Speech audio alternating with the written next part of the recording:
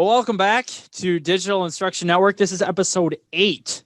And today we are joined by Abbie Burmeister, who is an elementary math coach at Grand Ledge Public Schools. How are we doing, Abbie? I'm great. How are you? I'm hanging in there. We are going to be talking about a variety of different things, but mostly we're going to be exploring small groups. Small groups is one of those things that was a really effective tool in the face-to-face setting. And so once we switched to a remote or hybrid type of teaching and learning, it wasn't immediately obvious how those small groups were going to work out logistically and what type of value they were going to bring to the table. But Abbie has a lot of experience working with small groups and helping teachers develop this tool. And so she's seen a lot of different things. We're going to talk about why small groups might still be valuable in the remote and hybrid setting, the purpose, best practices, like what you might want to use them for, things like that. We're going to talk about making that switch. You know, how do you coach teachers who maybe were really comfortable with the way that they use small groups in a face-to-face setting? You know, how do you transfer that skill set, that goal set, those habits to a remote setting? We're going to talk about the need for relationship building between students and between the students and the instructors, and how small groups kind of impact that, and then some best practices with respect to setting those groups with the logistics of virtual teaching, knowing that the captive audience of having all your students in the same spot and not having to really worry about scheduling hiccups, all that changes when the students aren't coming into the school to see us. So Abbie, thanks a bunch. Yeah, thanks for having me. I'm excited to be here. Yeah, why? And it's 68 degrees on November 4th. Just throwing that out there. Yes, that's true. Amazing. Everybody feels kind of good. It just feels kind of good when the weather. It does feel kind of good. It's like kind of a breath of fresh air. Yeah. Why don't you describe your role a little bit in Grand Ledge and talk a little bit about what you do? Yeah, for sure. So I am the elementary instructional coach for math in Grand Ledge Public Schools. So I work with teachers who are K-6 in the elementary setup in Grand Ledge. And I also dabble a little bit in the middle school, which is our 7-8 building in Grand Ledge. We are getting ready to shift to be K-4 buildings, a 5-6 building, 7-8 buildings. So I'm helping with planning for that big shift that's coming next year for us, amongst other things. I just was able to step into this role in August during this amazing pandemic. So I'm trying to do my best to get my feet wet and jump right in. I have the pleasure of observing teachers and working with students, modeling lessons, giving feedback to teachers, running some interventions for kiddos and getting still my feet wet with that. And also helping our math intervention team get in and work with kids who need it the most. So you've got a lot of different things you're up to. Like you're working with students still. So you're pulling some students aside and functioning in an intervention type setting. But you also, and we were talking a little bit about this before we turned the camera on, but you are pushing into like teachers' classrooms to observe. Yeah, for sure. So that's the big coaching model, is observing teachers and giving feedback and helping them to become the best math instructors that they can. And in this case, it's how can I help you teach math virtually? Grand Ledge currently is all online. So a big push right now is how can I help you get our math curriculum online and teach it to kids in the best way that we can. But at the same time, supporting teachers in, hey, this student of mine does not understand this or that. So maybe I'm giving a math running record. Maybe I'm doing a math interview with that student. Maybe I'm doing some math recovery assessments to see where that student is. So I'm all over the place all the time, which is pretty much every teacher right now in this environment too. Yeah, for sure. So I'm mimicking that a little bit. What's your take on like how teachers are feeling? Yeah, I think people desperately miss the human interaction piece that comes with education and with kids. That relationship piece is there, but it's totally different, right? So a big piece and a big gauge that teachers use is seeing kids every single day, noticing that they're in the same outfit, or noticing they got a haircut, or noticing that maybe they got new shoes and those things. And I think that big piece has been taken away of the relationship piece that comes really naturally with people. And so I know teachers right now really, really miss kids. Overall, I think the longer we do this, the more comfortable people become, like with anything. Sure. But I do think that the stress level is extra high. And I think it's due to a lot of things. It's creating your practice to be virtual. It's creating your materials to be virtual. It's spending all the time that it takes to do all those things, as well as putting extra time getting to know families and kids. And balancing your own personal life during a pandemic is proving to be quite the challenge. I think everyone's plates are extremely, extremely full. And shout out to Grand Ledge teachers for handling it well. Mm-hmm. But I think that, I think everybody is looking for the light at the end of the tunnel of when is this going to be over? Which is, I think, with anything right now. The teachers that, from your perspective, that are handling it better, what would you say you're seeing when you observe them? Oh yeah, all the teachers that seem to be doing a nice job right now, or seem to be settling in and getting a little bit more comfortable, or having some more success. Like, what are some trends or some patterns maybe you see as you've been observing teachers? I think they're similar to what we would see in normal in-person teaching. And one of those things is routine. So not changing things up on kids. Kids get to understand, on Mondays, this is what I'm doing. This is where I log on. This is what time I have to be on Zoom. This is what time my math group meets. So that routine piece, I think, is really well. And I think, too, it's easier on the teacher side to have that routine to know this is what I have to have done by a certain time to then create balance within your own life at home, especially. And small group instruction, of course, is going well. So I think, those teachers that are trying to present, so math is my specialty, so I always go to that as my example, but trying to present a new math lesson whole group are not getting accurate feedback from their kids, are not able to interact with kids, are not able to hear who knows it and who doesn't. And so I think small groups are really the way that teachers are getting the best ability to gauge where kids are and to really get a feel for how their instruction is going. So Abbie, taking a step back and talking specifically about why you might use small groups, even in a normal face-to-face environment. I know Andrew and I come from secondary backgrounds, and so a lot of times that's more of a collaborative, team type piece instead of that, direct intervention for small groups. But could you talk about a little bit like the purpose, the best practices for small groups, first and foremost in person, and then how that might translate to a virtual environment? Yeah, for sure. So small groups, so I taught first grade for 6 years, talking about backing up. So we live and breathe small groups in Laurel. So I would never teach whole group anything. I even give the NWA in small groups because there really is no other way to get anything done. So we in Laurel land really, really love small groups for direct instruction. It is a great way to get active, honest feedback from kids. It's a great relationship builder. You have active participation from kids. There's nobody who can just sit and get and hopefully absorb it. Everybody has to be engaged and participating because they're right in front of you. It's a great way to differentiate your instruction. So you can offer kids who need that extra support, the extra support. Kids who are ready for beyond, you can extend lessons. I always love to pause reading groups at one point and do group kids based on what book they were interested in, what book series they were interested in, give them a chance to do something that was based more on choice to encourage a love of reading. So really the opportunities and the options are endless when it comes to small groups. We know, and we being educators know that direct instruction is best practice, and that a lot of kids will not get direct instruction sitting in a classroom of 28 on the rug and hoping that whatever I throw out will stick with everybody. It just doesn't seem to work. So in transferring that to virtual, right now, it's really hard to get a gauge of where kids are.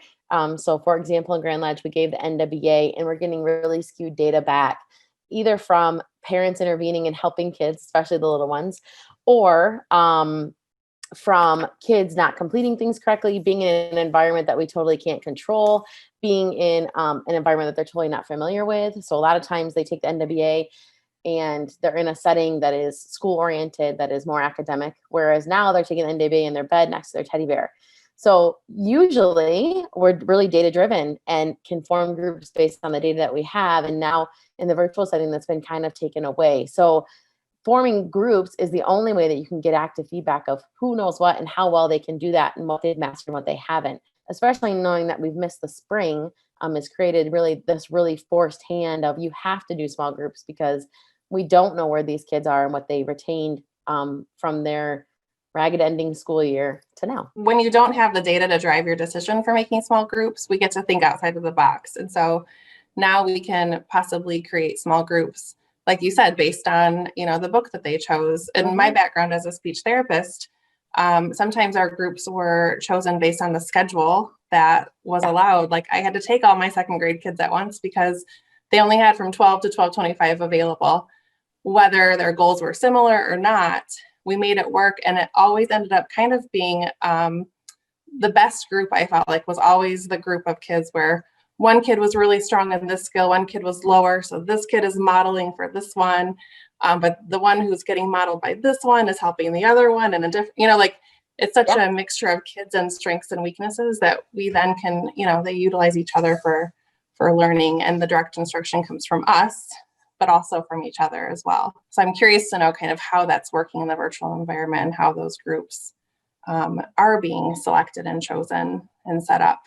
Yeah, so I know my lower L friends right now are basing groups on when an adult is available to help them get on, which then creates, you're not doing performance-based groups, you're doing more of logistic groups. So these kids are available, which really is causing a lot of differentiation to happen within a group, which is great. And I think what you're talking about too, Christy, with kids can feed off each other, that stems a great chance for discussion, that stems a great chance for teaching, which shows even more mastery for kids when they're learning new content, which is awesome. I think that it's a hoop that teachers have, or not so much a hoop as a hurdle that teachers have found and have been able to overcome, knowing that my time is limited. And if Jimmy can only get on at 10:30, then Jimmy's getting on at 10:30. Even if he's my lowest kid with my highest readers, I'm still going to make it work. And I think that teachers are really taking advantage of that and trying their best to differentiate and learn on the fly with them. I think too, it's not the most ideal group. It's not the most ideal way to teach,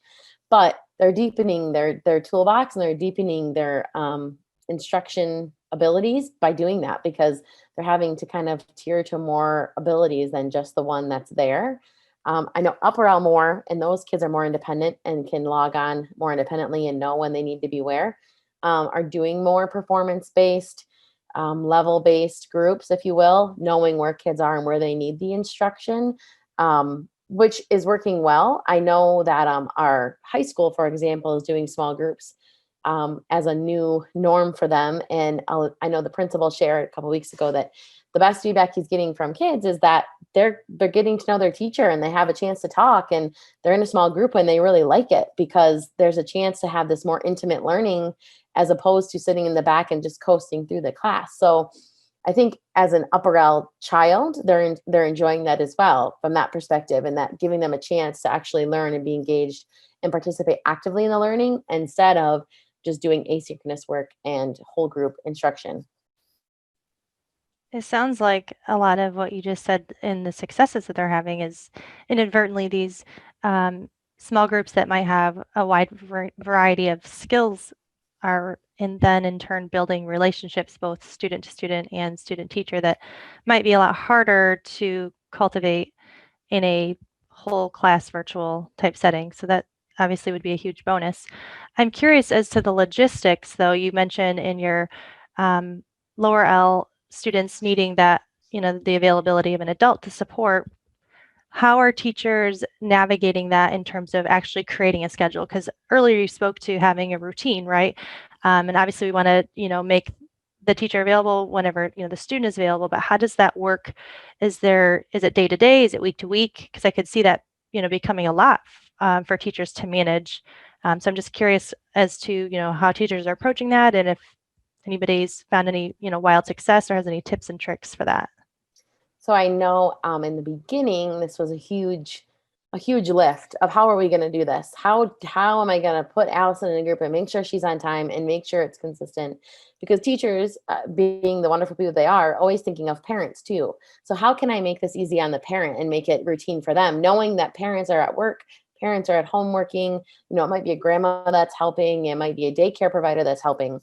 I know that there was time spent in the beginning of the school year doing almost like conferences.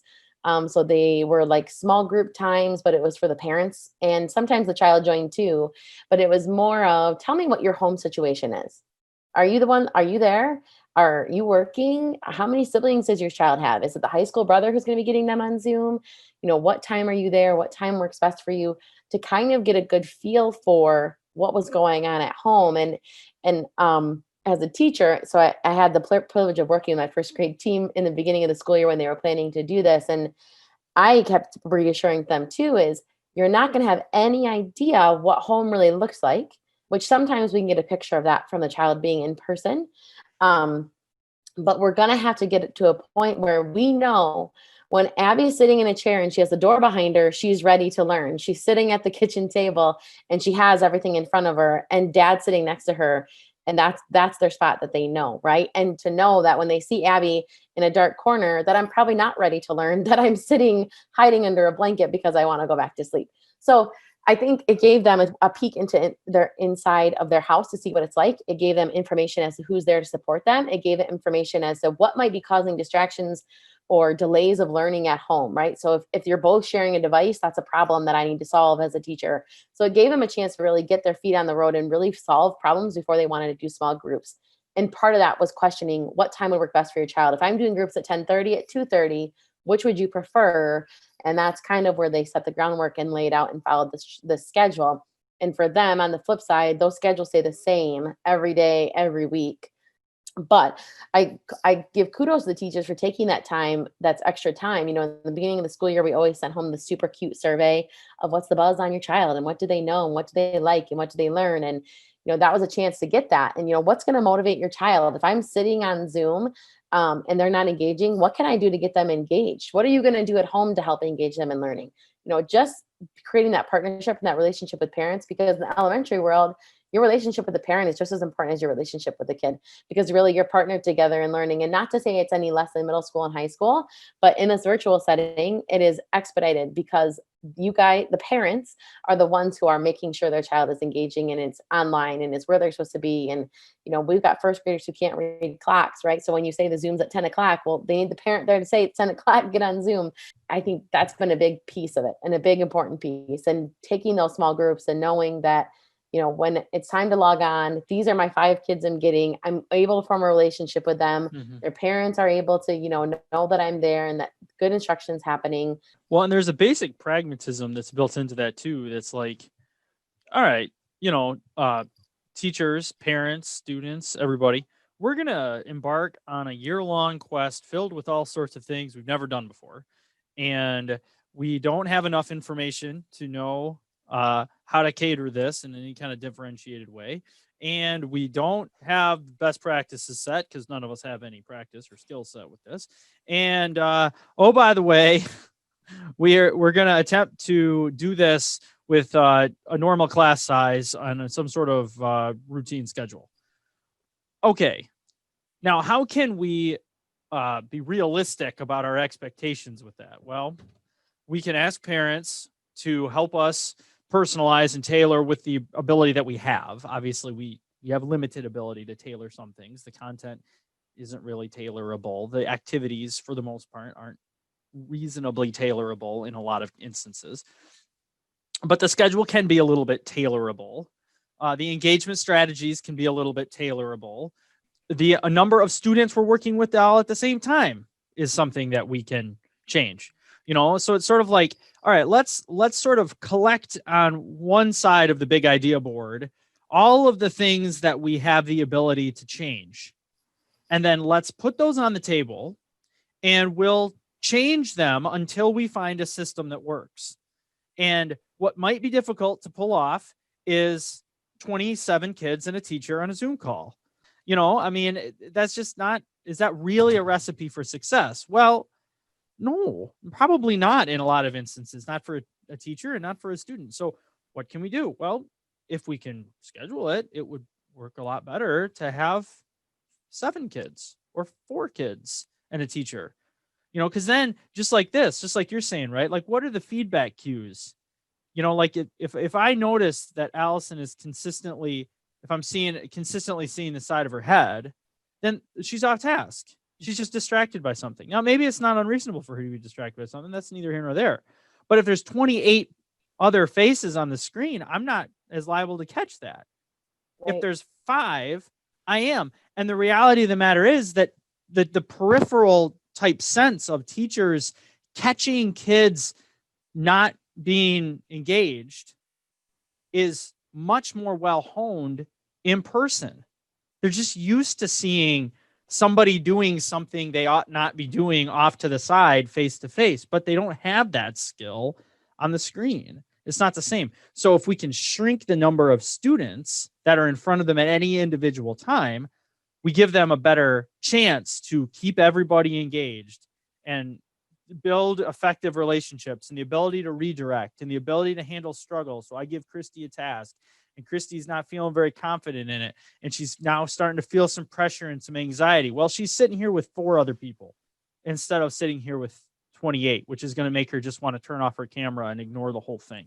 Yeah, absolutely. And when you're in a small group that's consistent, you form bonds with the other kids that are in that group and you get comfortable, right? So in teaching first grade, I would always encourage mistakes. Mistakes are proof that you are trying and we're going to make mistakes together. And I would always coach up kids on when someone makes a mistake, we say, great try, you're learning, and building that relationship amongst kids is super important right now too, because they're on little islands. They're stuck in Zoom boxes where they're learning and they need that interaction too. And putting them in a small group gives them a chance to really talk and discuss and have a relationship with the other kids that are there in that group. Attending John O'Connor's presentation at the Eat and Reset a couple weeks ago, he really pushed going into breakout rooms, having kids go into breakout rooms to share what they're talking about, to share ideas, to then expand upon their own thinking and then come back together a whole group to share, which I think is great, especially for Upper L. You're forcing kids into those small groups and forcing them to have conversations and extend their own thinking, which is another great way to use virtual learning. Is those breakout rooms can be dangerous, but I think with some coaching and some training, they do go well. They can for sure. And kids are loving the opportunity to be in a little, intimate Zoom, small group Zoom with their peers and know that their teacher is in the next room over, but that they're able to collaborate on this idea. They know that they're going to be bouncing back to their class soon to share their ideas. So really, they're being held accountable to be productive during that small group time, but they're also just loving that chance to oh my gosh, these are my classmates and here we all are. We can all see each other.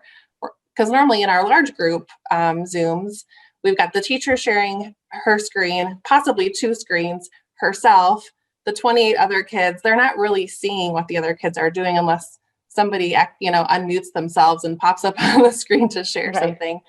Right. So I think too, teachers value. are doing a good job of bouncing in and out of breakout rooms. So telling the kids, I'm going to check into every single breakout room.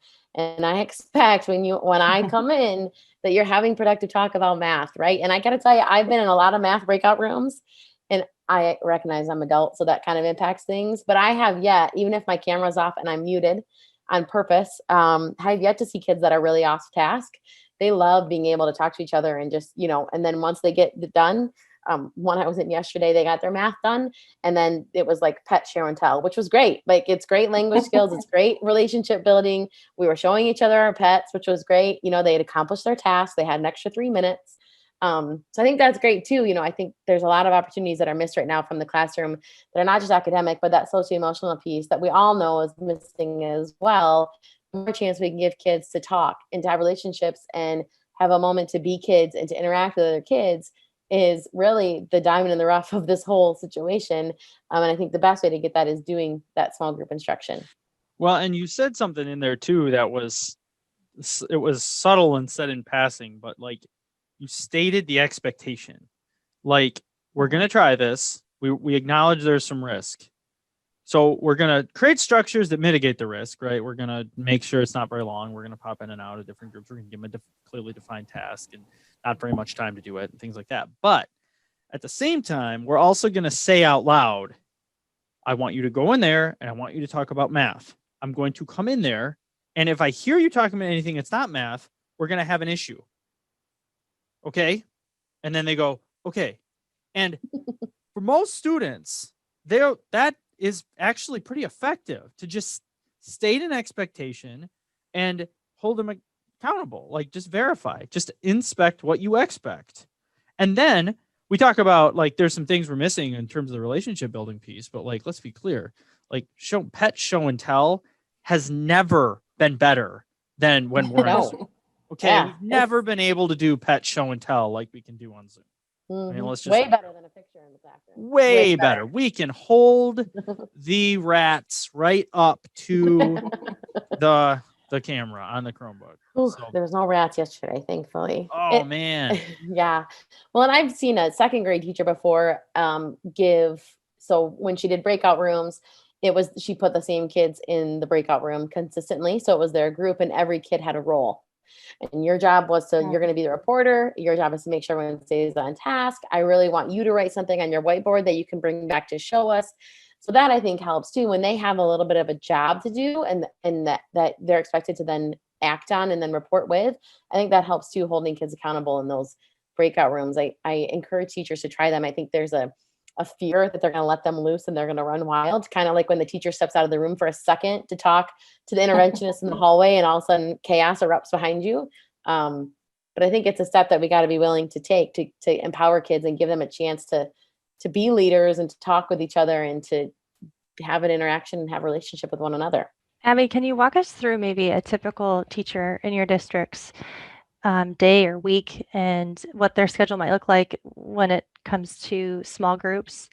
How frequently are they meeting with students in small groups? What length of time do they have with each kid? I know it might differ based on the grade level, but I'd be curious just to have kind of a visual of here's like a sample day and here's what's working really well, or maybe even here's what we've tried and didn't work, and so we tried this solution. I just would love to hear some real life stories about the teachers that you're working with. I think teachers are trying to meet consistently. So back to that routine piece, they're trying really hard to meet consistently with kids. So the littler kids, it's more frequently. So it's twice a day, every single day. I know Upper L is doing more of maybe 3 times a week with a drop-in Zoom. If you need extra support for math, I'm available during this time. But it's been a really heavy lift for our Upper L teachers because they may not have never taught small groups before. And so they're really trying to jump in and get their feet wet. And it's interesting. I had a conversation with a teacher a couple weeks ago of trying to figure out, well, I cut my class in half and I met with half and then I met with the other half, which was about 12 and 12. And it's not working because that's not a small group. Like it needs to be smaller than that, which is hard. It's hard to think about. And it's a lot more work on a teacher end. So you're telling me I got to teach this same lesson this many times. Not just that, but it's going to be different every single time because the kids in front of you are different. And it's hard. It's a lot of lifting on the teacher end in the beginning. Like you're going to pick apart the everyday math lesson and you're not going to teach everything that's in there. You're going to pick apart the focus and teach that. And your low group is going to need easier numbers. Your high group probably can use higher numbers depending on what the topic is. And you're going to base lessons on that. And it's going to be a challenge, but in the end, the reward is so much greater than teaching things whole group and doing it more of the easy way, if you will, this is the way we've always done it kind of way, which is like my least favorite phrase. This is the way we've always done it. I hate that. But I think that, it's pushing teachers. It's forcing them to take advantage of this great pandemic that we're in and deepening their practice. And hopefully it's something they can carry over into their classroom when we're back face to face. But I think teachers are trying to meet with small groups as often as they can. And to reference back to John O'Connor again, he reminded us during that training that asynchronous time is worksheet time. So kids are not getting instruction during asynchronous time. It's the same as worksheet time. So what can we do to enhance our synchronous learning time and to give kids more without burning ourselves out, of course, on the other end? But, that small group gives kids a chance to get more direct instruction more frequently without a teacher having to then I'm going to spend whole group time for 3 hours on Zoom and hope that I can teach everything, as opposed to I'm going to do a 20-minute group here and a 20-minute group in the afternoon, and I'll do reading and math and hit it all and give kids a better chance to master new content. I mean, I think of the secondary teachers. I mean, one of the struggles there is just the sheer volume of students that they have. Yeah. So like if you're going to teach a 20-minute lesson designed for 5 students, your standard math teacher is going to have to do that, 25 times, and so that's a lot. That's a long day. That's a lot of scheduling. I mean, so that would probably, I would think, have to be a more strategic application. And then I'm certainly not pushing back. I'm just saying that like the logistical hiccup becomes a barrier that teachers are really going to have to observe a real benefit in order to want to try and attack that.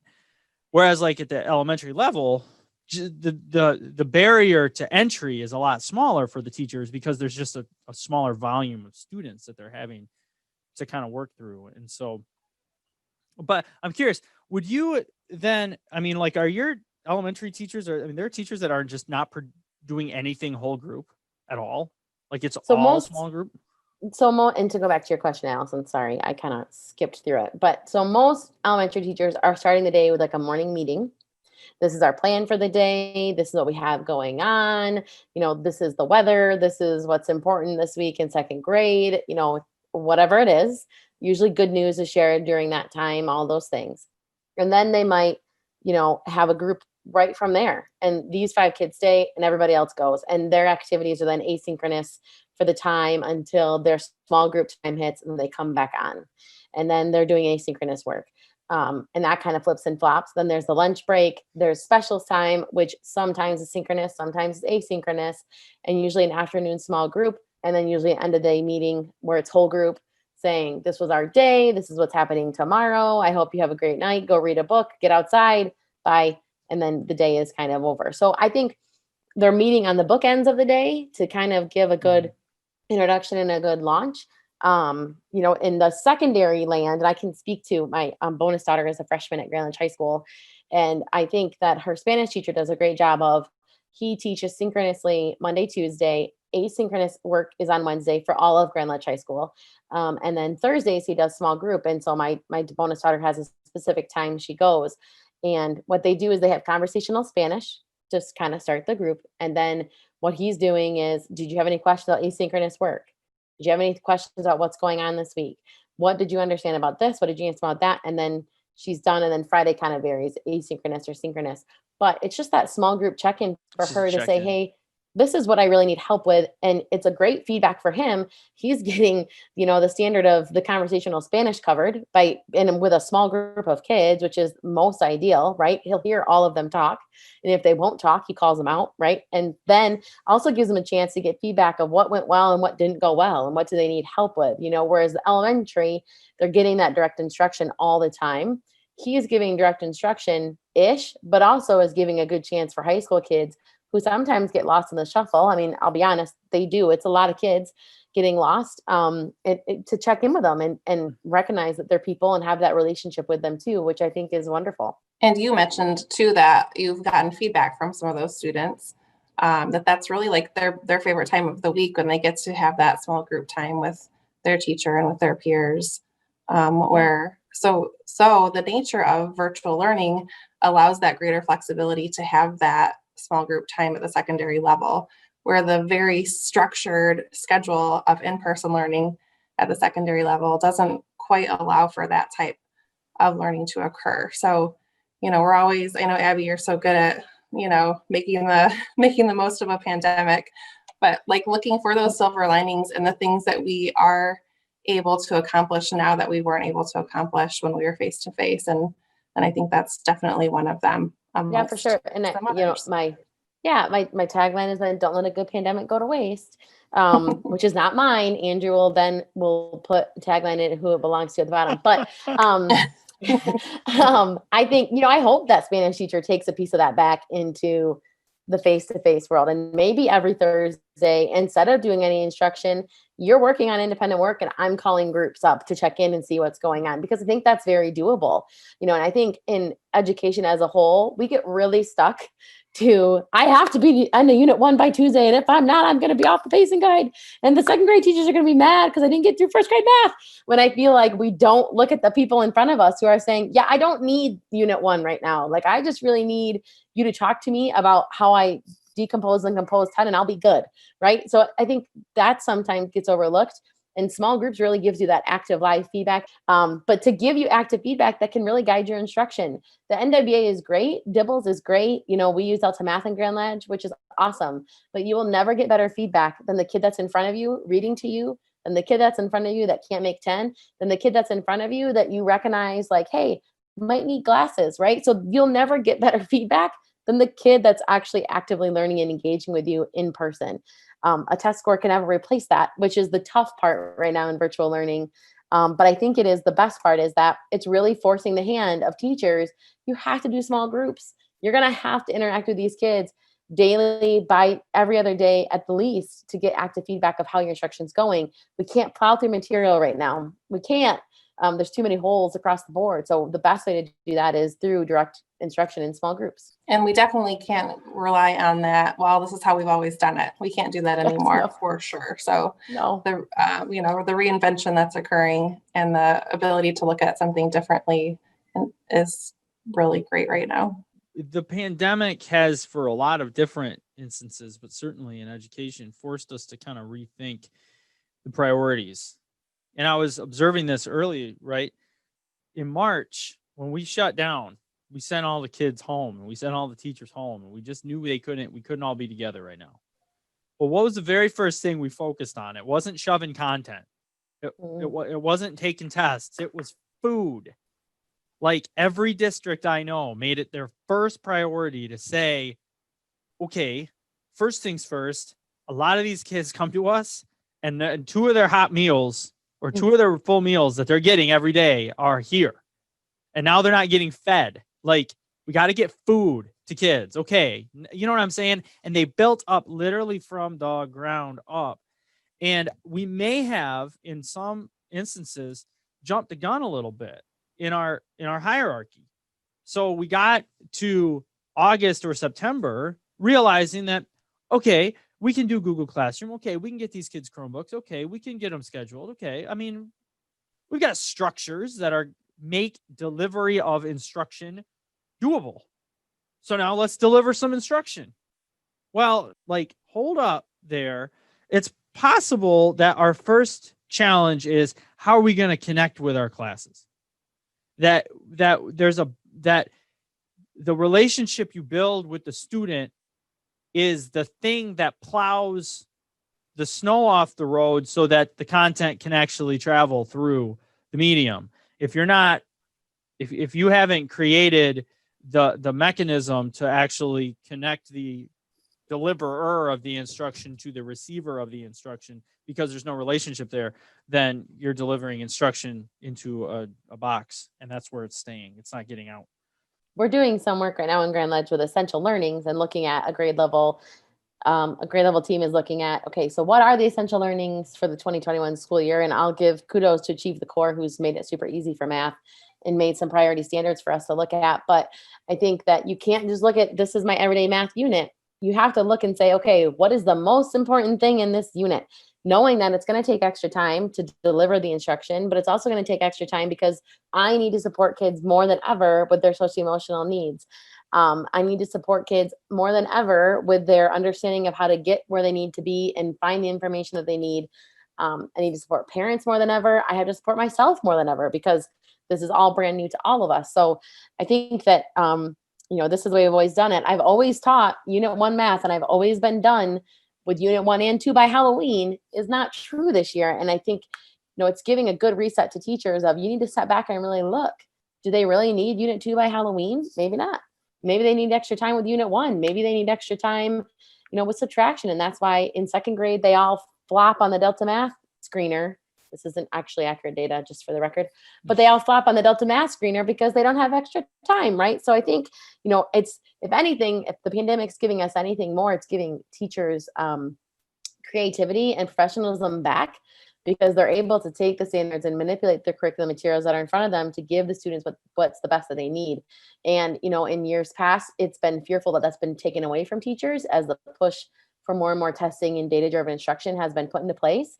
And this year has been kind of a chance to get back in the play box and say, hey, we're going to flop around here and see what works and see what I can do. And I found this really great virtual lesson about subtraction that's not everyday math, but it aligns with the standard, and I'm going to use it, which is awesome. I think it gives a lot of, street cred, if nothing else, back to teachers and their ability to not be robots and teach from a book, but instead be the creative, wonderful, professional humans we know them to be and to teach. Well, and as nerve-wracking as it is for me to say this out loud, there may be a slight upside in us not being able to gather super reliable summative data at the moment. Like, if we feel like we don't have, like, if we feel like our testing mechanisms are not currently as reliable as they once were, it forces us to look elsewhere to get reliable ability to make decisions. And through the relationship and through our formative measures and through feedback and conversation, that might provide the opportunity to make some of those decisions. And in order to pull that move off, you've got to make sure that you're getting good feedback, good information from every kid.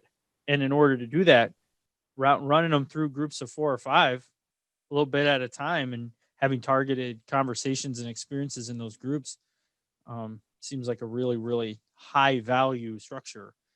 And if you've never done that, then stretch it a little bit and give it a shot. And if you have done it, well, then don't quit just because now all of a sudden we're functioning through Chromebooks. Right. Like, you know, it works. Right. Do it. Right. We know it works for effective instruction. It's just carrying those practices over to virtual learning. And, you know, for some of us, it might be a good look in the mirror of what I've been doing is not effective instruction, which is okay. You know, how can I make this effective? And hopefully then carrying that back over to when we do get to return to in-person schooling, if that ever happens. Someday, maybe. So it seems like the small group mechanism is being employed in Grand Ledge as a way to deal with the struggles that COVID is bringing to the table. We're from remote. We're trying to function through techniques and skills and arrangements that are really unfamiliar, and the way that has been reliable for you guys to deal with those struggles is to shrink everything down. We're going to have the conversations, a teacher to 4 or a teacher to 5, and know that that's the best chance we have to build good relationships. It's the best chance we have to stay connected. It's the best chance we have to deliver good instruction. It's the best chance we have to hear feedback from the students and check progress. And so knowing that just shrinking the scope and dealing with this in little chunks at a time, rather than trying to recreate the classroom environment, which isn't being recreated in any way right now, just get back to the drawing board and say, all right, this is the hand we've been dealt. What do we know works, and how can we transfer that so that our teachers are not having to learn an entirely new skill set? They know how to do small groups. They know how to arrange small groups. How can we take that and put it in a virtual setting? So, Allison, last word. I just really enjoy Abbie talking through the routines and the processes that the teachers have been going through and exploring. And I think, you know, as we said before, good instruction is good instruction, and taking the concept of small groups that we know is quality instruction in person and translating that to the virtual world, but also making tweaks and allowing teachers to really be creative and try new things. And as Abbie says, you know, kind of taking advantage of this pandemic, you know, putting the onus of complete autonomy, and, you know, I'm gonna try something that maybe I never would have tried in person now in this virtual world. And so I think that is amazing. And I think that this is only going to lend itself to building better relationships with both, you know, student to student and student to teacher using small groups virtually. Christy, last word. You know, Abbie said something during our session about how she despises the phrase, well, that's how we've always done it. So, you know, when we look at the things that we've always done at the elementary level, for most teachers, we've always done small groups. However, we can't do them the same way. We have to revamp them. We have to reinvent them. We also have to be willing to do them in a way we've never done them before. So the way we've always done something isn't a phrase that any teacher is being able to use right now. So we still have to hold on, though, to what we know works for in-person and somehow translate that to virtual. And so I think the way that you guys are able to transfer the small group instruction piece to virtual is amazing. And I know I have kids who are benefiting from it in that district. And so I've been able to see it from both sides. So, you know, we talk about essential standards, but we also talk about essential ways of teaching things, or teaching our students, and small group. I'm so glad that we've been able to hold on to that through this pandemic. And Abbie, just because, you know, it's the way we always do it, you can have your last word too. Thanks. I appreciate that. So first of all, thank you for having me today. I've enjoyed talking with you guys about small group instruction. It's definitely a passion point of mine.